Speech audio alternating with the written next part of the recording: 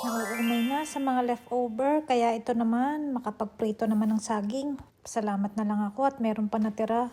Mga 3 piraso lang kasi ako magprito para lang naman kasi sa akin. Wala naman yung asawa ko, yung anak ko naman, di naman kumakain nito. Ang sarap pa naman ito, lalo na pag may kasamang kape. Kahit nasa borderline na yung sugar level ko, ayan, nilagyan ko pa rin ng brown sugar. Konti lang naman, pampalasa lang. Pero sa totoo lang, kahit wala naman sugar, itong saging na saba, masarap pa rin naman. Hinati ko lang to sa gitna para maluto ng mabuti. Tapos binudburan ko lang ng brown sugar. Hintayin ko lang mag-brown yan at okay na. Almost ready na rin pala yung kape ko kaya solve.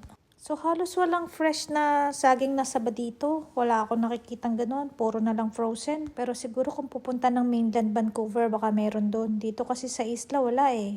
Ito nga pala yung ginamit ko na coconut oil. Binili ko lang to sa Costco. Kapag ganitong konti lang naman ang kailangan na oil, ito na yung ginagamit ko. Have a good day guys!